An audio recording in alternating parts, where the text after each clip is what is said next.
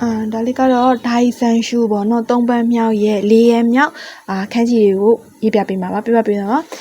ပထမဆုံးတစ်ခုကကြတော့ဟျာခုဆန်ဂျူကျူပန်ပေါ့နော်ဟျာခုဆန်ဂျူကျူပန်ကသူ့ဦးမီကဇိုင်းလို့ခေါ်လျိုးလီဟင်းလေးရရဲ့ဒါဆိုရင်တော့လျိုးလီဟင်းလေးရရဲ့လျိုးပေါ့နော်လျိုးလီဟင်းလေးရရဲ့လျိုးနဲ့ပေါင်းလိုက်မယ်ဆိုရင်ဇိုင်းလျောဆိုရင်ကုံချမ်းဆိုရင်အထိပ္ပယ်ပေါ့နော်ဇိုင်းလျောကုံချမ်းအရင်ဆုံးရေဖို့ရည်နီလေးကကြတော့ဒီဘက်ကဟာလေးကခီဟန်းလေးပေါ့နော်အရင်ဆုံးဒီဘက်ကခီဟန်းလေးကိုအရင်ရေးမယ်တေနေတော့လေးပြီးငါဒါဆိုခဏအော်လေးပေါ့နော်ခဏအော်လေးနဲ့တွေ့ပါလားလေးကအရင်ဆုံးခီဟန်းလေးနဲ့ကောမနဲ့ခီဟန်းလေးနဲ့ခဏအော်လေးကိုရေးလိုက်မယ်ဆိုရင်သူ့ကိုဇိုင်းလျောကုံချမ်းဇိုင်းလို့ခေါ်ရပါတော့ဇိုင်းလျောကုံချမ်းဇိုင်းခီဟန်းလေးရေးမယ်ပြီးရင်ခဏအော်လေးရေးလိုက်မယ်ဆိုရင်ဇိုင်းလျောကုံချမ်းရဲ့ဇိုင်းလျောကုံချမ်းဇိုင်းခီဟန်းရဲ့လိုလေးပါနော်နောက်တစ်ခုကကြတော့ဟျာခုယွန်းကျူပန်ဟျာခုယွန်းကျူပန်ကကြတာမကောဆိုကြက်ဥပေါ့နော်တာမကောဆိုကြက်ဥခန်းကြီးရေရင်းနီလေးရင်ဆုံးဒီလိုလေးအဲ့လိုလေးရေးမယ်ပြီးရင်ဒုတ်ချောင်းလေးဆက်လေးချလိုက်မယ်ပြီးရင်ဒီလိုလေးပိတ်ပြီးတော့ဒီလိုလေးရေးလိုက်မယ်အဲ့လိုလေးရေးမယ်ပြီးရင်ဒီလိုလေးဘေးကနေလို့ထပ်ပိတ်မယ်ဒုတ်ချောင်းလေးရေးဆက်လေးရေးမယ်ဒုတ်ချောင်းလေးဆွဲလိုက်မယ်အဲ့ဒါတာမခေါ်ဆိုကြုတ်အမှန်တရားမှာပိတ်ရအောင်ပေါ့နော်ဒီလိုမျိုးလေးအဟာလေးရေးမယ်အဆက်ပြောက်လေးရေးပြီးတော့ဘေးနားနေပြီးတော့ဒီလိုလေးလောက်လေးပေါ့နော်ဒီဝဝိုက်လေးလည်းမဟုတ်ဒီတောင်းလေးပေါ့နော်ဒီလိုလေးရေးမယ်ပြီးရင်ဒီဘက်ကဟာလည်းဒီအဝိုင်လေးဆွဲအဆက်လေးရေးပြီးတော့ဒုတ်ချောင်းလေးရေးလိုက်မယ်ပီလေးပေါ့နော်ဒုတ်ချောင်းလေးရေးလိုက်မယ်ဆိုရင်တာမခေါ်ဆိုကြုတ်ဦးမီတာမခေါ်ဆိုကြုတ်ပေါ့နော်ဒုတ်ချောင်းလေးရေးမယ်ဒီလိုအဟာလေးရေးမယ်အဆက်ပြောက်လေးရေးပြီးတော့တော်တော်လေးပိတ်ပြီးရင်ဒီဘက်ကအဟာလေးရေးဆက်လေးရေးပြီးတော့တက်လေးဆွဲချလိုက်မယ်ဆိုသူ့ကိုတာမခေါ်ဆိုကြက်ဥခန်းကြီးပေါ့နော်ဒါဆိုရင်တာမခေါ်ဆိုရဲကြက်ဥနောက်တော့ကြတော့ဟျာခုယွန်းကျူအချီပန်ဟျာခုယွန်းကျူအချီပန်ကသူ့ဂူးလို့ခေါ်တယ်ဥရှိဆိုရင်နွားနဲ့ဥရှိဆိုရင်နွားရဲ့အမီကဂူးပေါ့နော်ဒါဆိုရင်အမီက new ဆိုတော့ဂူး new ဆိုရင်နွားနို့ဒါဆိုရင်ဥရှိဆိုရင်နွားရဲ့ဂူးပေါ့အဲဆိုရင်ဂူး new ရဲ့နွားနို့ရေဖို့ရင်းဒီလေးကအရင်ဆုံးဒီလိုလေးပေါ့နော်မိုးလေးရေးမယ်ပြီးရင်ရေးဆက်လေး30လေးရေးမယ်ဆက်လေး30ရေးပြီးတော့အောက်ကနေပြီးတော့ခေါ့ဆိုကလေးခန်းကြီးလေးပေါ့နော်ခေါ့ဆိုကလေးခန်းကြီးလေးရေးပြီးတော့ဒါဆိုရင်ဟီရာဂနာရှီနဲ့တွေ့ပေါ့နော်ဟီရာဂနာဟုတ်တယ်ဟီရာဂနာရှီလေးရေးလိုက်မယ်ဆိုရင်သူဂူး new နွားနို့ရဲ့ new လို့ခေါ်ရပေါ့နော်ရင်ဆုံးတေးရေးစလေး30ရေးမယ်ခေါ်တော့မော်ဆိုကလေးခန်းကြီးရေးပြီးတော့ဟီရာဂနာရှီလေးရေးလိုက်မယ်ဆိုရင်ဂူး new နွားနို့ရဲ့ဂူးပေါ့နော်ဒါဆိုရင်တစ်ချစ်နဲ့တော့လေးပြီးရင်ခေါ်တော့မော်ဆိုကလေးခန်းကြီးလေးရေးမယ်ပြီးရင်ဟီရာဂနာရှီလေးရေးလိုက်မယ်ဆိုရင်သူ့ကိုဂူး new နွားနို့ရဲ့ new ပေါ့နော်နီယူ new လို့ခေါ်တယ်အဲ့တော့ကကြဟျာခုယွန်းကျူနီပန်ပေါ့နော်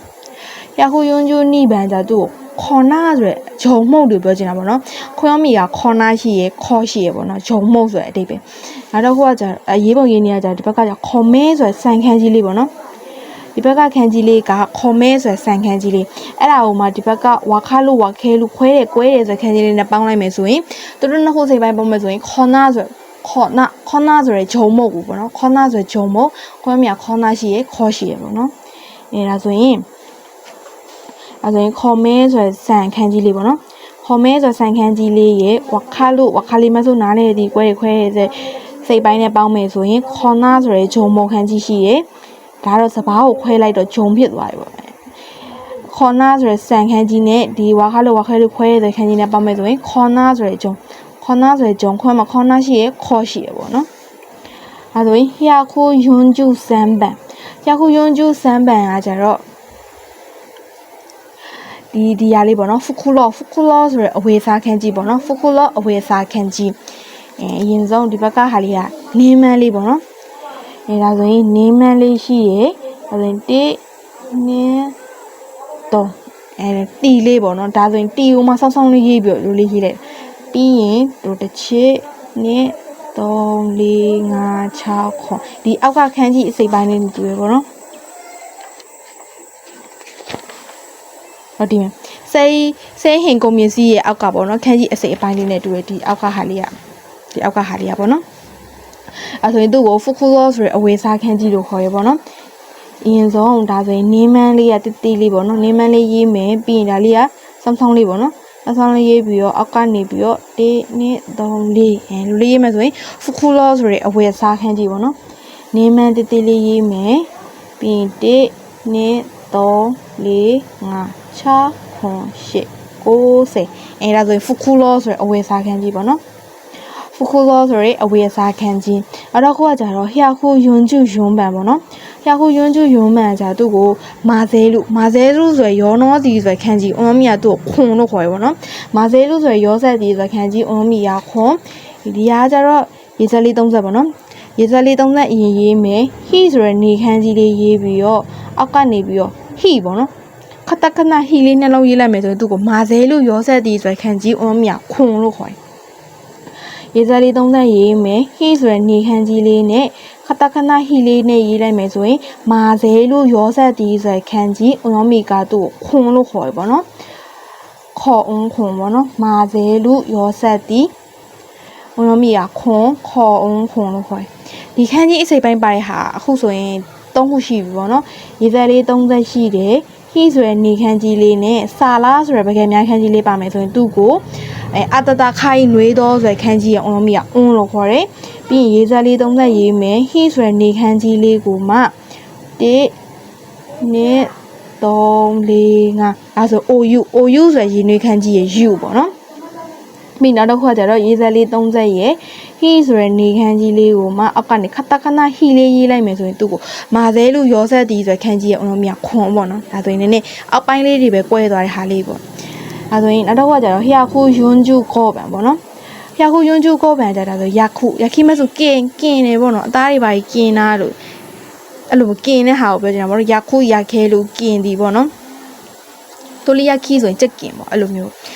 အရင်ကင်နေဆိုမှတော့ဟီဆိုရင်နေခန်းကြီးလေးပါမှာပေါ့နော်ဟီဆိုရင်နေခန်းကြီးလေးရဲ့ပြီးရင်1ဒါဆို10ပေါ့ဂျူးဆို10ခန်းကြီးလေးပြီးရင်1 2 3 4ပိတ်လိုက်မယ်ပြီးလူလေး2ချီလေးဆွဲလိုက်အဲဆိုရင်ဒါယခုကင်ဒီဆိုခန်းကြီးပေါ့နော်ဟီဆိုရင်နေမီခန်းကြီးလေးရေးမယ်